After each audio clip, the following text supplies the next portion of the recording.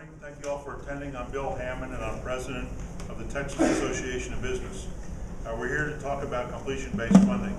The reason that TAB is concerned about this issue is the simple fact is we are not producing enough graduates to meet the needs of the employers in the future.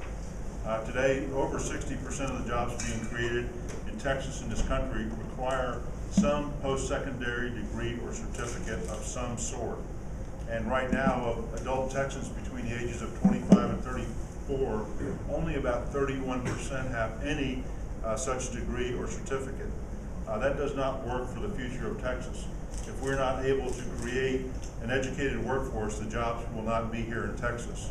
We're joined today by Chairman Dan Branch, Chairman of the House Higher Education Committee, and Stan Jones is President of Complete College America, and Justin Yancey, who is the Executive Director of the Texas Business Leadership Council, to speak on this issue. Chairman Branch, for a long time, has been a champion of this issue. He takes the long view of Texas. He knows that if Texas is going to succeed in the future, we are going to have to do a better job. And this is one of the tools that we think will be effective, and he does too, and bringing the higher education community's focus on the issue of completion rates. Chairman Branch. Thank you, Bill. Good morning. This is an important issue because Texas needs more completions. Texas needs more adults that have a credential. Texas needs stories that begin, have a middle, and have an ending. And in education, taxpayers are looking to fund a story that has a completion, that has enrollment, that has the transformation process of gaining knowledge, creating knowledge, learning how to communicate knowledge, and then ultimately a credential that signifies to the rest of the taxpayers in the state, the rest of the states in our country, and the rest of the countries in the world, that we have an educated workforce. So while over the years we've done better in many areas in increasing enrollments, up until this past year where we had a slight fall off because of for various factors, we've done very well in enrolling more students in both four-year institutions and our community colleges. We've also done better in completions. As you know, we're moving aggressively toward our goals of closing the gaps for 2015. But if you looked at higher education and saw one particular need, I guess the highest need in higher education, it would be that we need to have more graduates, more folks with credentials, more folks with endorsements, with badges, with certificates, with associate's degrees and bachelor's and graduate degrees. And so we're migrating in somewhere around close to 90,000 folks each year to fill a lot of these jobs. That's good because they're coming. We have educated folks coming to Texas, but we need to do a better job of organically creating graduates in this state. And so for that reason, 2 years ago, the House and the Senate, the governor signed into law House Bill 9, starting us on this process of moving toward putting some of the funding, just a small portion of the funding, 10%. So not 90% of the funding is still largely focused on the front end. As one person has said, we have an outcomes policy in Texas. We reward enrollment. And if you were creating this policies in the 50s and 60s and we just needed more people to go beyond high school and enter into higher education, that's a pretty good policy. But today the need is not only to enter higher education, but also to stay with it, to persist and complete higher education and show the world that we have that our graduates have a credential. Of course, we've got to maintain quality along the way, and so this is important. We have a Texas State Technical College that is proposing this time before the Appropriations and the Senate Finance Committee, going completely to an outcomes-based system. We have a community college system that's come together and worked over the interim, developed metrics that they're comfortable with, and they are looking forward as we go through the process to moving 10% of their funding toward outcomes. And we also have our four-year institutions who came together under the auspices of the coordinating board and the legislation, House Bill 9 from last time. And they've come up with metrics focusing on graduations, focusing on at-risk student graduation, focusing on STEM field graduation, focusing on critical needs that the state of Texas have, the areas. And so we come up with a series of metrics that they've agreed upon.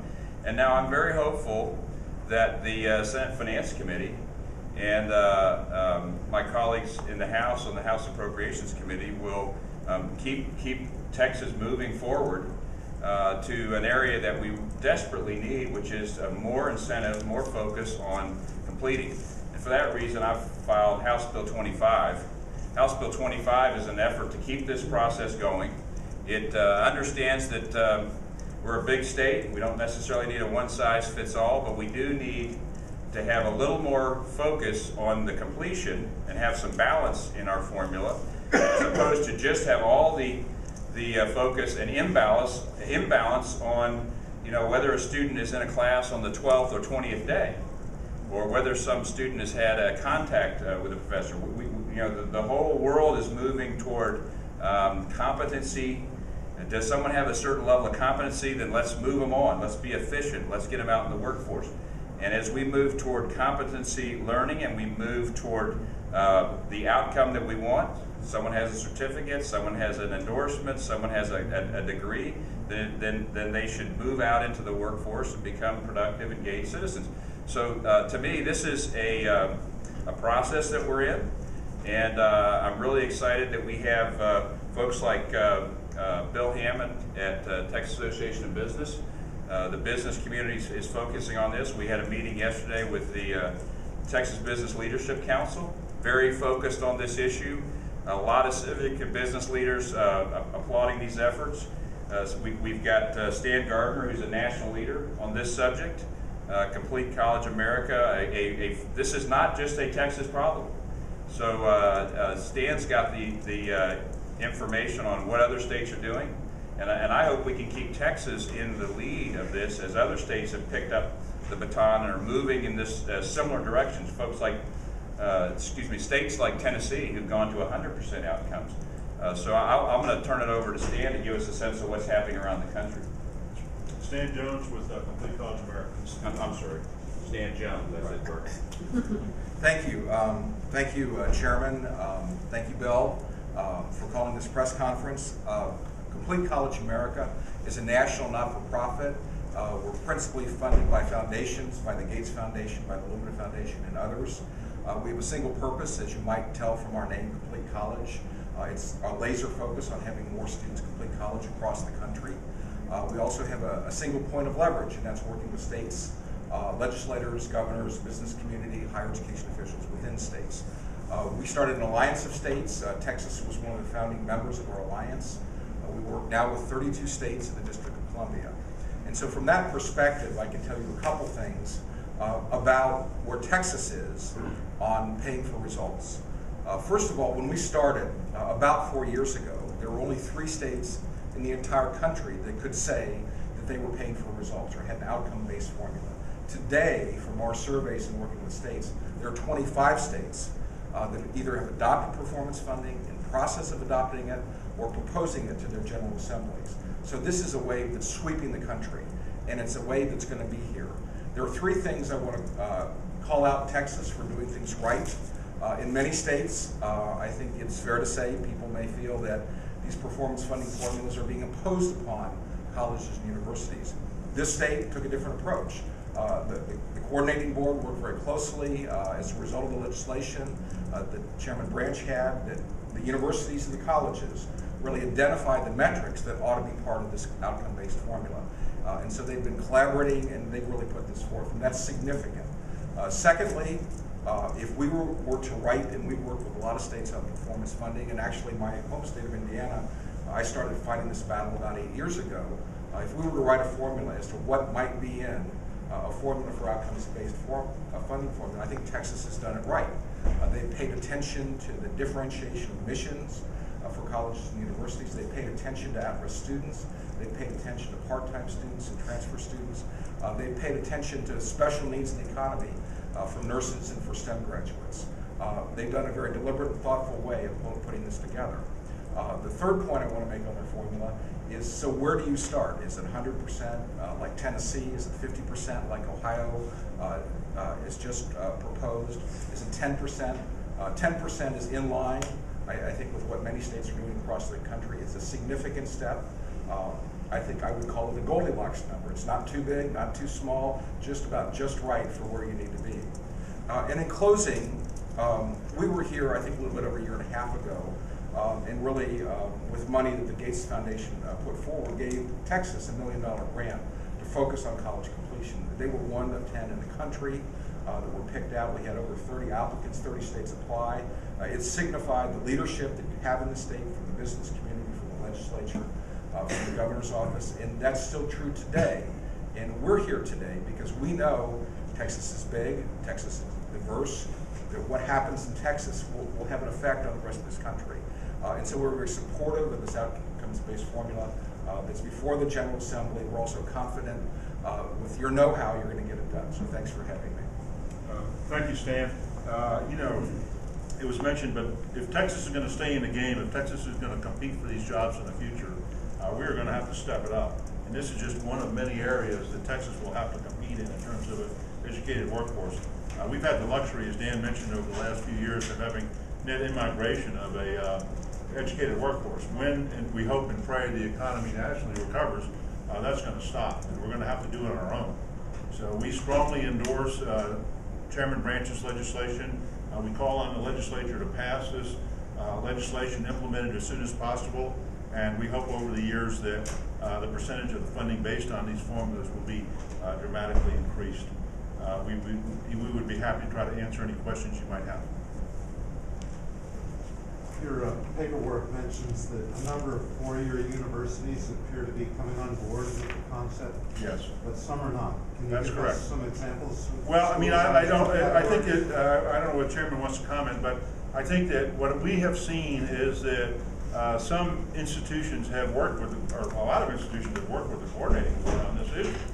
And I believe that the UT system is strongly on board. I met with Chancellor Cigarella this morning on this and other issues.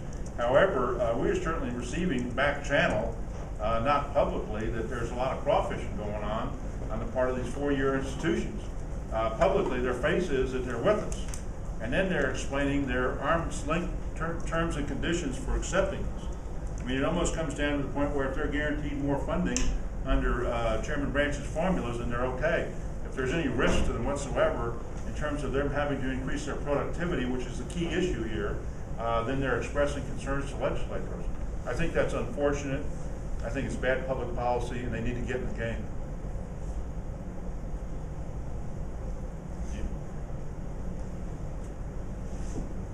Ralph, what was the question?